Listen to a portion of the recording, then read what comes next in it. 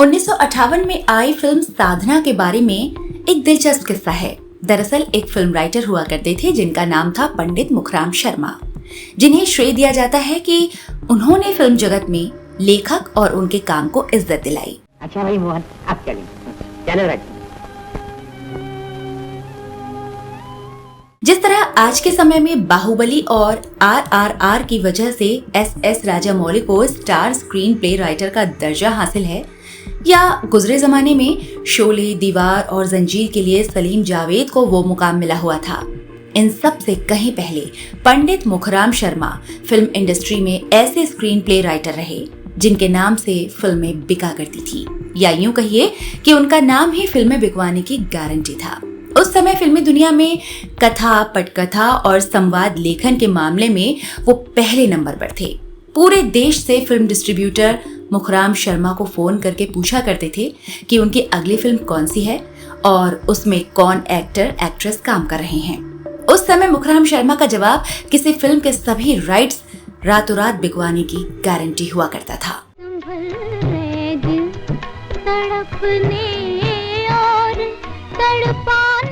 पंडित मुखराम शर्मा अपनी शर्तों पर काम करने के लिए जाने जाते थे। अगर कोई फिल्म मेकर उनकी कहानी के साथ छेड़छाड़ करने की कोशिश करे तो वो कहानी में बदलाव की जगह उस फिल्मकार को ही बदल देते थे। ऐसा ही हुआ था 1958 की फिल्म साधना की कहानी के साथ। पंडित मुखराम शर्मा ने कहानी लिखी और वो चाहते थे कि बिमल रॉय उनकी इस कहानी पर फिल्म बनाए। इस फिल्म की कहानी को पूरा करने के बाद मुखराम जी बिमल रॉय के पास गए और उनसे इसका निर्देशन करने के लिए आग्रह किया। बिमल रॉय ने मोहन स्टूडियो में मिलने का सुझाव दिया और कार यात्रा के दौरान मुखराम जी से साधना की कहानी सुनाने को कहा।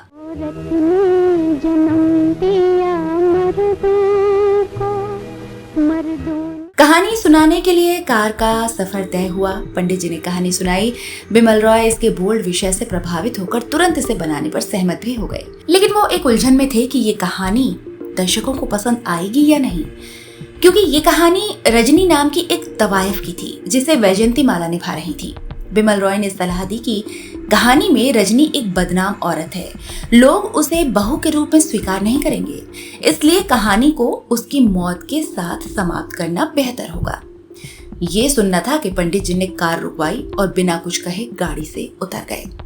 बिमल रॉय को लगा कि टॉयलेट करने या फिर किसी और काम से उतरे होंगे या कुछ सोच रहे होंगे, मगर वो वहां रुके नहीं और सीधे BR चोपड़ा के पास चले गए। उन्हें कहानी सुनाई और फिर ज्यों की त्यों वो कहानी पर्दे पर आई, जिसके लिए पंडित मुखराम शर्मा को फिल्म फेयर का बेस्ट स्टोरी अवार्ड भी मिला।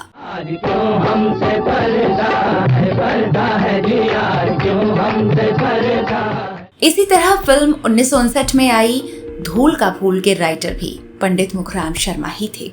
इस फिल्म में पहले हीरो राजकुमार थे, लेकिन जब उन्होंने कहानी सुनी तो उन्होंने कहा कि पंडित जी, आपने तो मुझे विलन बना दिया, ये एंगल बदल दीजिए।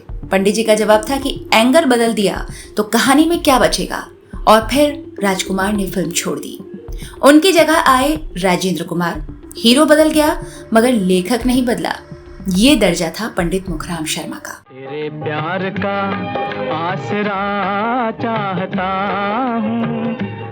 इसी तरह पंडित मुखराम शर्मा ने फिल्म नया दौर छोड़ दी थी, क्योंकि जिस वक्त वो स्क्रिप्ट पर काम कर ही रहे थे, दिलीप कुमार ने इसकी कहानी सुनने की डिमांड की, मगर पंडित जी ने मना कर दिया क्योंकि तब तक कहानी पूरी नहीं हुई थी।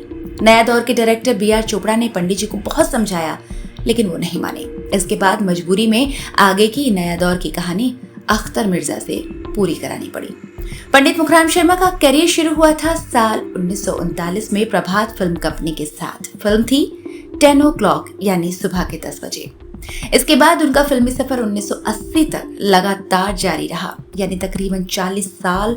उस दौर में इतने लंबे समय तक सक्रिय रहने का रिकॉर्ड दूसरे किसी फिल्म राइटर के पास नहीं है।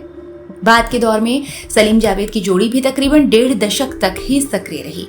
80 के दशक के बाद जोड़ी टूटी और दोनों ने अलग अलग मोर्चा संभाला। वैसे जावेद अख्तर अकेले बतौर गीतकार आगे भी सक्रिय रहे और उर्दू साहित्य को समृद्ध करते रहे।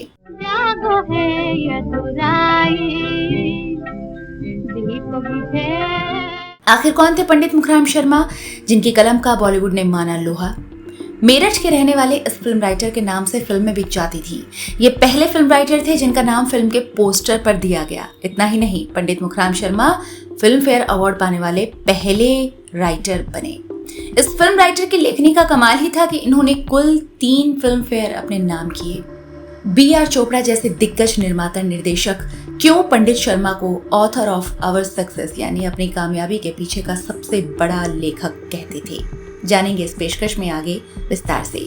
साथ ही बताऊंगी कि अपनी कामयाबी के शिखर पर रहते हुए इस दिग्गज फिल्म राइटर ने क्यों मायानगरी छोड़ दी, और अंत में जानेंगे कि बेशुमार शोहरत और सफलता के बावजूद पंडित शर्मा नहीं चाहते थे कि उनके बच्चे फिल्म इंडस्ट्री में आए। इन सारी बातों को विस्तार से जानने से पहले बात करते हैं पंडित मुखराम शर्मा के शुरुआती दिनों के बारे में। सुना तुमने, मलकिन तलाक लेंगी मालिक से। तलाक? अरे राम। पंडित मुखराम शर्मा का जन्म 30 मई 1909 में मेरठ के किला परीक्षितगढ़ क्षेत्र के एक गांव पूठी में हुआ था। उन्होंने अपने व्यावसायिक जीवन की शुरुआत हिंदी और संस्कृत के शिक्षक के रूप में की थी। मुखराम जी मेरठ में ही शिक्षक के पद पर नियुक्त हुए थे, लेकिन टीचिंग से प्यार करने के बावजूद भी वो अपने भीतर एक कमी महसूस करते थे। उन्होंने महसूस किया कि टीचिंग उनका पहला प्यार नहीं है। फिल्में देखना मुखराम शर्मा जी को बहुत पसंद था और प्रभात फिल्म कंपनी और न्यू थिएटर द्वारा बनाई गई फिल्मों के बड़े शौकीन भी थे। पत्रिकाओं के लिए लघु कहानियां और कविताएं लिखने वाले मुखराम शर्मा ने तय किया कि अब वो फिल्मों के लिए भी लिखना शुरू करेंगे। वो मेरठ में अपने एक दोस्त के पास गए जो हिंदी फिल्म इंडस्ट्री के साथ जुड़े हुए थे और मुंबई आते जाते रहते थे। पंडित जी ने दोस्त को अपनी लिखी एक कहानी सुनाई और फिल्मों में लिखने की अपनी इच्छा जाहिर की। दोस्त उनसे इतना प्रभावित हुआ कि उसने मुखराम जी को अपने साथ मुंबई चलने को कहा और इस तरह साल 1939 में मुखराम शर्मा सपनों के शहर मुंबई आ गए।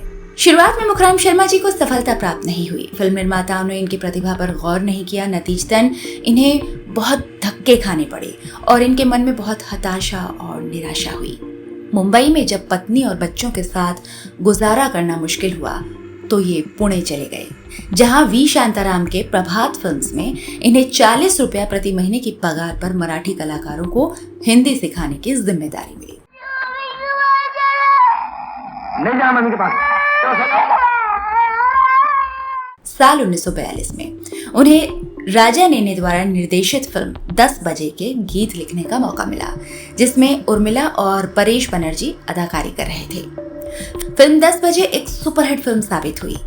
इस शुरुआती सफलता के चलते मुखराम शर्मा को राजा नेने की अगली फिल्म तारामती लिखने का मौका मिला। ये फिल्म भी एक बड़ी हिट साबित हुई, जिसका नतीजा रहा कि इन्हें 2 और फिल्में विष्णु भगवान और नल दमयंती लिखने को मिली, जो कामयाब रहीं। पंडित मुखराम शर्मा अब तक ऐतिहासिक और पौराणिक फिल्मों की पटकथा लिख रहे थे, लेकिन उनकी ख्वाहिश सामाजिक समस्याओं के विषयों पर भी कहानी लिखने की थी। ये अवसर भी मुखराम शर्मा को जल्द ही मिल गया। उन्हें ये मौका तब मिला जब राजा नेने ने बेहद कम चर्चित मराठी अभिनेताओं के साथ उनकी एक शुरुआती कहानी पर फिल्म बनाई, लेकिन ये फिल्म कामयाब नहीं हो सकी। इसके बाद उनकी अगली मराठी फिल्म स्त्री जन्मा तुझी कहानी को भारी सफलता मिली। ये फिल्म निर्देशक दत्ता धर्माधिकारी के साथ थी, जिन्होंने मुखराम जी की एक लघु कथा को मराठी में बना डाला था। इस फिल्म की सफलता यादगार रही और बाद में इसे औरत तेरी यही कहानी फिल्म के रूप में हिंदी में रीमेक हुआ। लगातार कामयाब फिल्मों के चलते पंडित जी के पुणे स्थित घर में प्रोड्यूसर्स का जमावड़ा होने लगा। इससे उनकी प्रतिभा की चर्चा मुंबई तक पहुंची। कई प्रोड्यूसर्स पंडित जी को मुंबई बुलाने लगे। यही वो वक्त था जब इन्होंने फिर से मुंबई जाने का फैसला किया।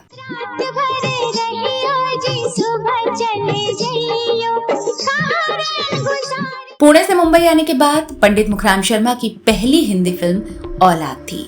ये फिल्म जबरदस्त सफल रही। इसकी कामयाबी का ही नतीजा था कि film fair award for best story की एक नई कैटेगरी शुरू की गई और जिसमें साल 1955 में मुखराम शर्मा को पहली बार फिल्म फेयर अवार्ड मिला। 1958 में तलाक, संतान, दीवाना सहित आधा दर्जन ऐसी फिल्में रहीं जिसके न सिर्फ वो राइटर रहे बल्कि इन्हें प्रोड्यूस भी किया। हालांकि प्रोड्यूसर के तौर पर पंडित शर्मा ज्यादा नामचीन तो नहीं हो सके, लेकिन लेखक के तौर पर उन्होंने जो शोहरत हासिल की वो एक मिसाल है। पंडित मुखराम अपनी फिल्म में सामाजिक विषयों को उठाते थे। इसी वजह से उनकी फिल्में काफी पसंद की जाती थीं। उनकी लगभग सभी फिल्में अपनी सामाजिक टिप्पणी और सुधार की दिशा में दिए गए सुझावों के कारण पसंद की जाती थीं। इनकी लिखी 1955 की फिल्म वचन एक अविवाहित बेटी की कहानी थी जो अपने परिवार का लालन पालन करती है। वहीं 1956 की फिल्म एक ही रास्ता विधवाओं की समस्याओं पर आधारित थी। बेकस की आबरू को नीलाम करके छोड़ा।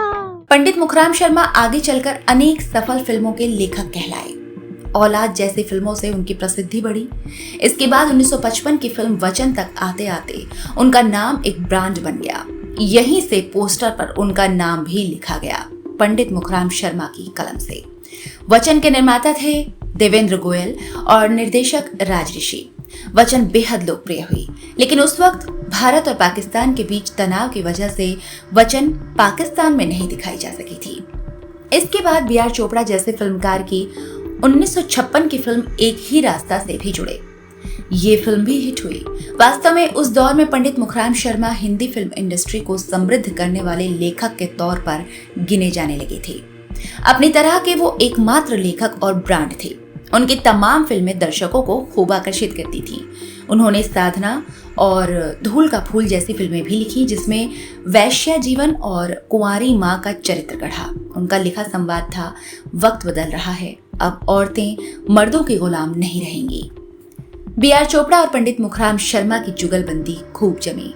उन्होंने खूब सामाजिक फिल्में दी। इन्हें देखने के लिए दर्शक उमड़ते रहे। ये बच्चा इसलिए नाजायज है क्योंकि इसकी माँ की जिंदगी को बर्बाद करने वाले ने किसी दूसरी औरत से शादी रचाकर अपना घर आबाद। जैसा कि हमने इस पेशकश के शुरू में बताया था, 1958 में आई फिल्म साधना की कहानी का अंत बदलने के लिए पंडित मुखराम शर्मा तैयार नहीं हुए। एक लेखक के तौर पर दर्शकों की नब्ज पंडित जी किस कदर समझते थे, उसकी एक बानगी है फिल्म साधना की कहानी। बिमल रॉय जैसे दिग्गज फिल्म निर्देशक को बदलकर इन्होंने ये कहानी बी.आर. चोपड़ा को दे दी। पंडित जी की लिखी कहानी पर फिल्म बनाने के लिए चोपड़ा साहब राजी हो गए, जिसमें न सिर्फ बी.आर. चोपड़ा बल्कि पंडित मुखराम शर्मा की भी शोहरत को बुलंदियों पर पहुंचा दिया। इस फिल्म के बारे में अभिनेत्री वैजयंती माला कहती थी कि जब मैं साधना के बारे में पीछे मुड़कर देखती हूँ तो मुझे लगता है कि ये फिल्म अपने समय से बहुत आगे थी। ये महिलाओं के रिफॉर्म के मसले पर बहुत ही मजबूती और निडरता से बात करती है। उस वक्त ये कोई सामान्य बात नहीं थी।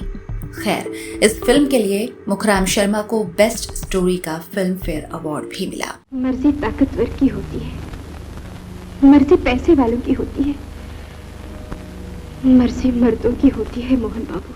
60 के दशक में मुखराम जी का जुड़ाव दक्षिण भारत के मशहूर फिल्मी बैनर जैमिनी फिल्म्स के साथ हुआ, जिसके लिए उन्होंने कई मशहूर हिंदी फिल्मों की पटकथा और डायलॉग्स लिखे। इसमें 1961 की घराना और 1963 की गृहस्थी जैसी मशहूर और कामयाब फिल्में शामिल हैं। इसके अलावा बी.एस. रंगा निर्देशित 1963 की प्यार किया तो डरना क्या और 1970 की हमजोली जैसी अनेकों कामयाब फिल्में लिखते चले गए। ये सभी फिल्में उस समय की बड़ी हिट्स थीं। मुखराम शर्मा ने सबसे पहले दक्षिण भारत की 1956 में आई पतन्ना निर्देशित फिल्म देवता की स्क्रिप्ट लिखी थी। इसके बाद 60 के दशक के मिड में उन्होंने साउथ इंडियन फिल्मों की ओर रुख किया और फिर एक के बाद एक एल.वी. प्रसाद की 1966 में आई फिल्म दादी माँ, 1968 की राजा और रंक, 1969 की जीने की राह, 1971 की मैं सुंदर हूँ और एवीएम स्टूडियो की 1968 की फिल्म दो कलियां जैसी फिल्में लिखते चले गए। 1950 के दशक के आखिरी सालों में पंडित मुखराम शर्मा ने अपनी वो जगह बना ली थी कि 1960 में जब फिल्म धूल का फूल की पब्लिसिटी की गई तो पोस्टर्स पर छपवाया गया पंडित मुखराम शर्माज धूल का फूल। इससे पहले किसी लेखक को ऐसा सम्मान प्राप्त नहीं हुआ था। उनके बाद सलीम जावेद का नाम मूवी पोस्टर्स पर जरूर दिखाई दिया, मगर ज्यादातर राइटर्स को तो क्रेडिट भी ठीक से नहीं मिला। लेकिन पंडित जी का नाम बतौर लेखक, स्क्रीन प्ले राइटर और संवाद लेखक क्रेडिट्स में दिया जाता था। पंडित मुखराम शर्मा का एक सेट पैटर्न था। वो स्टोरी लाइन निर्देशक को सुनाते थे, अगर पसंद आई तो पूरी कहानी लिखकर दे देते थे। पंडित मुखराम शर्मा अपनी कहानी के लिए निर्माता निर्देशक खुद चुनते थे। कहते हैं कि डिस्ट्रीब्यूटर्स नजर रखा करते थे कि वो किस निर्माता निर्देशक की फिल्म लिख रहे हैं। उनसे पूछा करते थे कि वो अगली फिल्म किसकी कर रहे हैं, ताकि वो इस फिल्म का डिस्ट्रीब्यूशन राइट्स खरीद सकें, क्योंकि उस दौर में उनकी फिल्में सफलता की गारंटी मानी जाती थी। लेखक और लेखन को बॉलीवुड में बहुत ज्यादा मान सम्मान मिलते नहीं देखा गया। गिनती के कुछ एक नाम हैं जिनका जिक्र हर मौके पर किया जाता है, बाकी सब अच्छा काम करने के बावजूद उपेक्षा का शिकार ही हुए हैं। जहां एक और पंडित मुखराम शर्मा कई सालों तक बॉलीवुड लेखन की दुनिया में एक बेजोड़ नाम रहे, वहीं 1970 और 1980 के दशक में एक बड़ा बदलाव देखने को मिला। सलीम जावेद और गुलजार का दौर भारत में आए जबरदस्त सामाजिक और राजनीतिक बदलावों के समय के साथ साथ चला। सलीम खान और जावेद अख्तर जैसे नए लेखक जो अपराध, राजनीति और यूथ कल्चर के बदलते स्वरूप को अच्छी तरह से समझते थे, इस क्षेत्र में अपना दबदबा बनाना शुरू कर दिया। वो अपनी कहानियों में एक नई तरह की तेजी और आधुनिकता लेकर आए, जिसने युवाओं को ज्यादा प्रभावित किया। 70 की उम्र में रिटायरमेंट के अपने कमिटमेंट, फिल्म राइटिंग्स के बदल चुके दौर और नए मिजाज के लेखकों के फिल्म इंडस्ट्री में आने से पंडित मुखराम शर्मा जी पीछे छूटते चले गए। अपने 40 साल के फिल्मी करियर में मुखराम शर्मा ने साधना, धूल का फूल और हमजोली सहित 24 फिल्मों के लिए पटकथा लेखन का काम किया। एक लेखक के रूप में जो दर्जा उन्होंने पाया, उसकी तमन्ना हर किसी को होती है। उन्होंने बहुत पहले ही ये तय कर लिया था कि 70 साल के बाद फिल्मों में काम नहीं करेंगे, और उन्होंने वही किया भी। हालांकि उनकी लिखी हुई आखिरी 2 फिल्में नौकर और 100 दिन सास के भी सुपरहिट थी, लेकिन 1980 में उन्होंने फिल्म नगरी को अलविदा कह दिया। फिल्में छोड़ने के बाद भी उनका लेखन कार्य चलता रहा। उन्होंने बहुत सी कहानियां और आधा दर्जन उपन्यास लिखे। पंडित मुखराम शर्मा हमेशा जमीन से जुड़े व्यक्ति रहे। वो कड़ी मेहनत की सराहना करते थे और समय के महत्व को भली भांति समझते थे। उन्हें नई कारों का शौक था और उन दिनों में उन्होंने एम्बेसडर कार का लेटेस्ट मॉडल भी अपने लिए खरीदा था। लेकिन बेशुमार कामयाबी ने इस साधारण आदमी के स्वभाव को नहीं बदला। मुंबई फिल्म सर्किट की बड़ी से बड़ी हस्ती के साथ ये भले उठते बैठते थे, लेकिन उन्होंने इसकी खुमारी को कभी अपने पर हावी नहीं होने दिया। उनकी दुनिया उनके कमरे तक ही सीमित थी, जो उनका ऑफिस भी था। ज्यादातर लेखकों की तरह वो अपनी कहानी लिखने के लिए किसी हिल स्टेशन या दूसरे शहर या होटल रिसोर्ट जाना पसंद नहीं करते थे। वो हमेशा अपने कमरे में अपने लंबे समय तक सहयोगी रहे विष्णु मेहरोत्रा के साथ बैठकर रोज सवेरे नियमित तौर पर लेखन करते थे। लंच करने के बाद वो फिल्म प्रोड्यूसर से मिलना पसंद करते थे। सफलता ने उन्हें और अधिक विनम्र बनाने और अपनी जड़ों से बांधे रखने में ही सहयोग दिया। फिल्म साधना के लिए फिल्म फेयर पुरस्कार में मिली 5000 की धनराशि भी उन्होंने पूथी की कन्या पाठशाला को दान कर दी थी। आ गई चंपा रानी। कहाँ नरक में भेज दिया तुमने भी लल्लू भाई। छी छी छी। ये जीवन का बच्चा सर हो गया था ना। पंडित मुखराम शर्मा ने अपने बेहतरीन काम के लिए कई पुरस्कार भी जीते। वर्ष 1950 से 1970 तक उनके बड़े पुरस्कारों में 3 फिल्म फेयर पुरस्कार भी थे, जो उन्हें फिल्म औलाद, वचन और साधना के लिए मिले थे। साल 1961 में उन्हें प्रतिष्ठित संगीत नाटक अकादमी पुरस्कार भी मिला, जिसे उन्होंने तत्कालीन राष्ट्रपति राजेंद्र प्रसाद से ग्रहण किया था। मुखराम जी मेरठ रत्न पुरस्कार से भी नवाजे गए, जो उन्हें मेरठ को दिए गए अपने उत्कृष्ट योगदान के लिए प्रदान किया गया था। फिल्मों में उनके योगदान के लिए उन्हें इम्पा और टीवी कलाकार एसोसिएशन से भी सम्मान हासिल हुए। फरवरी 2000 में उन्हें जी लाइफ टाइम अचीवमेंट पुरस्कार से भी सम्मानित किया गया था। आज जहां सलीम जावेद और गुलजार को बॉलीवुड लेखन के उस्ताद के तौर पर सराहा जाता है, वहीं पंडित मुखराम शर्मा की विरासत भारतीय सिनेमा के इतिहास में एक अहम अध्याय बनी हुई है। हिंदी फिल्मों में उनका योगदान बेमिसाल है और एक जमाना था जब उनका नाम ही सुपरस्टारडम की पहचान हुआ करता था। परिवार, संघर्ष और सफलता जैसे एवरग्रीन सब्जेक्ट्स पर कहानियां गढ़ने की शर्मा जी की काबिलियत आज भी भारतीय फिल्म लेखन के क्षेत्र में एक मिसाल मानी जाती है। मैं सुहागन हो गई, मैं फिर से कुलवंती बन गई, फिर से खानदानी बन गई। उनके काम ने न सिर्फ उन्हें घर घर में मशहूर किया, बल्कि फिल्म इंडस्ट्री में लेखकों को श्रेय दिए जाने के तरीके का भविष्य भी तय किया। उनकी विरासत उस कहानी कहने की परंपरा में आज भी जिंदा है, जिसे स्थापित करने में उन्होंने अहम भूमिका निभाई थी। पत्रकार संपादक अरविंद कुमार, अभिनेता भारत भूषण, साहित्यकार वासुदेव शरण अग्रवाल, धीरेन्द्र अस्थाना, वेद प्रकाश शर्मा के साथ ही पंडित मुखराम शर्मा, इन सबका जन्म स्थान मेरठ है। अरविंद कुमार माधुरी के संस्थापक संपादक रहे। मुंबई में मुखराम शर्मा से उनकी अनेक मुलाकातें रहीं। अरविंद कुमार कहते थे, मुंबई में उनका ठेठ देसी पहनावा हुआ करता था। दोस्तों में जोरदार ठहाके लगाते थे। कहकहे लगाकर बातें करना उनके व्यक्तित्व की खास पहचान थी। मुंबई में रहकर ग्लैमर की दुनिया में जीकर सितारों की नजदीकी पाकर भी वो देसी अंदाज में ही रहा करते थे। मेरठ को कभी नहीं भूले। अपने अंदर अपना गांव, शहर, मोहल्ला बसा कर रखते थे। यही वजह थी कि उनकी लिखी फिल्मों में देसी संस्कृति की छटा नजर आती थी। मैं इसकी माँ हूँ, ये मेरे पास रहेगा, कानून से मेरे पास। कानून यहाँ नहीं, अदालत में है। मुखराम शर्मा कहा करते थे, मैं फिल्मों में हमेशा किस्सा कहानी पर जोर देता हूँ क्योंकि दर्शक इसी में रमते हैं। मैं कहानी को स्टार कास्ट से बड़ी चीज मानता हूँ। हर कहानी का एक ही मर्म होता है, संघर्ष और विजय। हर इंसान इससे जूझता और यही कामना रखता है। जो भी संघर्ष करता है वो सफलता चाहता है। वो कहते थे, संघर्ष ही जीवन है और कर्म का गुणगान मेरे लेखन का उद्देश्य है। उनकी लिखी तमाम फिल्में इस दर्शन से निहित हैं। हिंदू बनेगा न मुसलमान बनेगा, इंसान की औलाद। इसके बाद काफी समय तक मुंबई में रहने के बाद 1999 में मातृभूमि का मोह उन्हें मेरठ खींच लाया। 1980 में उन्होंने सिने संसार से संन्यास ले ही लिया। संन्यास के बाद वो करीब 19 साल मुंबई में ही रहे, लेकिन जीवन के अंतिम दिनों में जन्मभूमि मेरठ चले आए और यहाँ के थापर नगर में अपने घर वरदान में रहने लगे, जहाँ उनका 25 अप्रैल 2000 को देहांत हो गया। कहाँ तक जिए तेरी उल्फत के मारे, गुजरती नहीं। फरवरी 2000 में उन्हें जी लाइफ टाइम अचीवमेंट अवार्ड से नवाजा गया था। 25 अप्रैल 2000 को उन्होंने मेरठ में अंतिम सांस ली। एक बेहद कामयाब फिल्म लेखक होने के बावजूद मुखराम जी अपने बच्चों को फिल्म उद्योग में लाने के लिए उत्सुक नहीं थे। इसका मुख्य कारण था उनका अपना शुरुआती दिनों का बेहद कठिन संघर्ष। हालांकि इनके बेटे रामशरण ने स्वप्न सुहाने, देवर भाभी और बहनें जैसी फिल्मों के निर्माण के जरिए अपने पिता के पद चिन्हों पर चलने का प्रयास किया। करीब 100 साल के हो चुके हमारे भारतीय सिनेमा का जो मौजूदा स्वरूप है, इसमें पंडित मुखराम शर्मा जैसे पुरोधाओं का बड़ा योगदान है।